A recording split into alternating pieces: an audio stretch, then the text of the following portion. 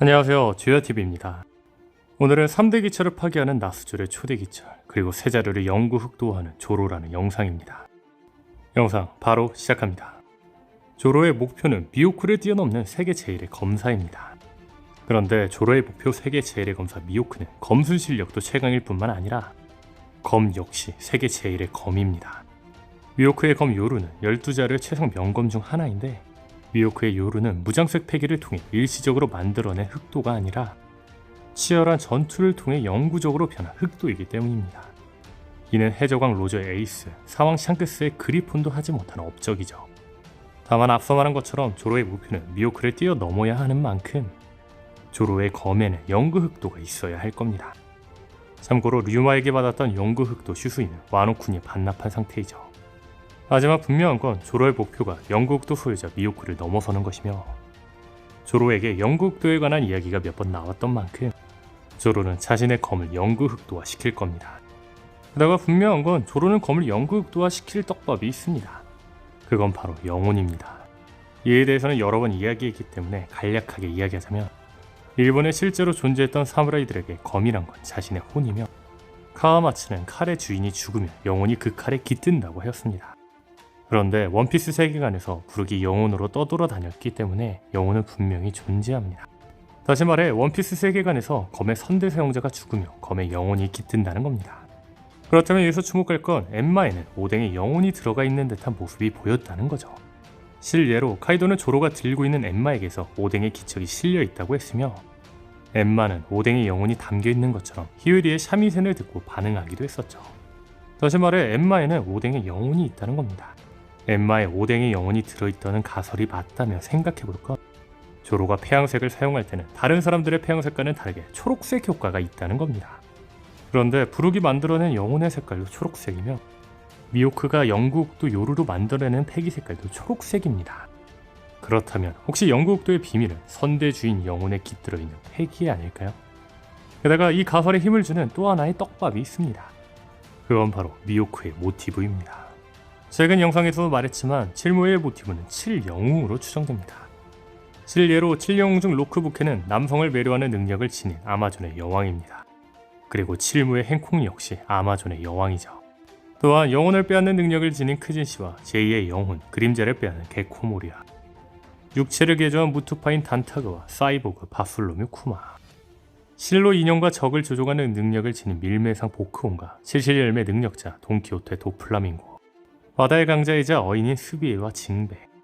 이처럼 칠무에는 7영웅에서 모티브를 가져온 걸로 추정됩니다. 여기서 재밌는 건 칠무의 크로커다일은 고대 문명 때문에 국가 강탈을 획책했으며 최강의 검사와 동료 관계인 와그너스가 모티브로 보이는데, 공교롭게도 와그너스는 이전에는 남성이었으나 상반신이 여성으로 바뀐 성전한 캐릭터라는 겁니다. 여자에서 남자로 성전한 걸로 추정되는 크로커다일처럼 말이죠. 그렇다면 여기서 주목할 건 미호크는 7영웅 세계 제1의 검사 노엘이 모티브인 걸로 보이는데, 7영웅의 설정상 노엘에게는 여동생 로크부케가 있으며, 노엘은 여동생이 죽으며 대노하는 설정이 있다는 겁니다. 즉 7영웅에서 크로커다일 성전화 설정을 갖고 온 것처럼 미호크의 모티브 노엘의 여동생 설정을 그대로 가지고 온 거라면 미호크의 여동생은 죽었습니다. 그렇다면 혹시 미호크 요루의 검 선대 주인은 자신의 여동생 아니었을까요? 즉 미호크의 검 요루가 흑도가 된 이유는 미호크의 여동생의 영혼이 만든 패기 때문이라는 거죠. 다시 들어와 이 떡밥대로라면 조로는 오뎅의 영혼과 함께 오뎅의 검 엔마를 영구 흑도화 시킬 겁니다. 그렇다면 여기서 생각해볼 건 앞서 말한 미호크를 넘는 세계 제1의 거모입니다. 아마 조로는 오로성 나스조르를 베며 미호크를 쓰러뜨리지 않아도 세계 제1의 거모라는 칭호를 받게 될 겁니다. 사실 조로의 꿈이 미호크를 넘는 세계 제1의 거모여도 이제 스승 미호크와 싸우는 장면이 나오기에는 둘의 관계가 너무 깊어졌죠. 하지만 이렇게 조로가 세계 제1의 거모가 된다면 논쟁이 생길 수 있습니다. 루피는 로저가 시기상 이루지 못했던 것을 이루며 로저보다 더 위대한 해적왕이 될 겁니다. 제가 이야기하고 싶은 건 조로 역시 미호크의 칭호도 뛰어넘는 무언가 있어야 한다는 겁니다.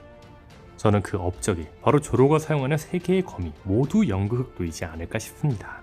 앞서 말한 것처럼 저는 엔마의 오뎅의 영혼이 담겨 있으며 오뎅의 패기로 엔마가 흑도가 될 거라고 생각합니다.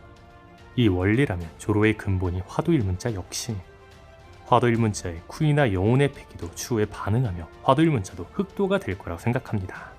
즉 조로의 두 개의 검 모두 전 사용자의 검인 만큼 영구 흑도가 될 거라는 거죠. 개인적으로 조로의 모든 검이 영구 흑도가 될 거라 보는데 엠마 화도 1문자를 이을 영구 흑도는 슈수이가 될 거라 생각합니다. 현재 와노쿠니에 반납되어 있는 슈수이는 이대로 퇴장할 검은 아니라 생각합니다. 저는 이런 위대한 검이라는 설정인 만큼 류마의 후손 누군가 이 검을 다시 들 거라 생각했죠. 개인적으로 타시기가 슈수이를 들 수도 있다 생각했는데 이렇게 떡밥을 정리함과 동시에 최근 떡밥들을 종합해본 바 이제는 조로가 다시 슈수이를 들어야 되는 결정적인 떡밥이 있습니다. 그건 바로 나스조로입니다.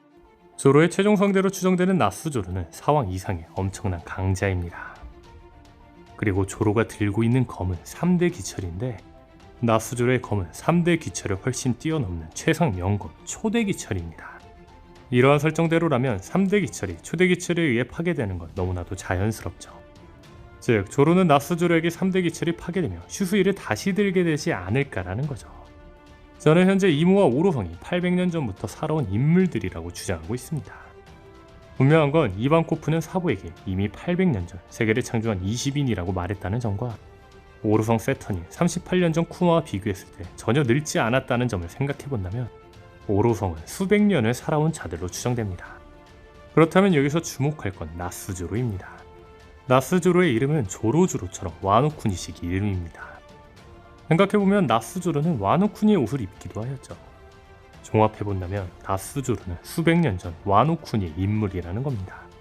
이 가설이 맞다면 생각해볼 건 와노쿠니는 현재 세계정부의 비가맹국이며 와노쿠니는 고대 왕국의 포네그리프를 제작한 세계정부에 반대되는 집단이라는 겁니다. 이로써 낼 수 있는 결론은 세계정부의 최고의 나스조는 와노쿠니의 배신자라는 거죠. 게다가 나스조로에게는 배신 떡밥이 하나 더 있는데 그건 바로 황금입니다. 오로성들에게는 각각마다 직책이 있는데 나스조로의 직책은 재무무신입니다. 재무무신의 의미는 재정 담당 무신이라는 겁니다. 즉 나스조는 돈 관련 무신이라는 거죠. 그런데 왜 나스조로는 돈과 연관되어 있는 걸까요? 저는 여기서 나스조로가 와노쿠니 출신이라는 점을 주목하였는데 와노쿠니는 과거 황금의 나라로 인식되었었습니다. 즉 지금은 황금의 나라로 불리진 않지만 과거에는 황금의 나라로 불리었다는 거죠. 그렇다면 혹시 나스조로는 와노쿠니에 있는 황금을 가지고 가며 세계정부의 돈 관련 무신이 된 게 아닐까요? 이 가설들이 맞다면 나스조로는 와노쿠니에서 처단해야 할 배신자입니다. 즉 류마의 후손 조로가 와노쿠니의 보물 슈수이로 나스조로를 처단하는 건 원피스의 핵심 주제인 의지와도 어울리는 만큼 조로가 나스조로의 초대 기철에 의해 3대 기철이 파괴되지만 3대 기철 대신 와노쿠니의 보물 슈수이를 들며 배신자 나스조로를 처단하지 않을까라는 겁니다. 즉 조로는 슈수이까지 들며 세계 영구흑도를 사용할 세계 제일의 검호라는 타이틀이 붙으며 미오크를 뛰어넘는 세계 제일의 검호가 되지 않을까요? 오늘 영상은 여기까지입니다. 시청해주셔서 감사합니다.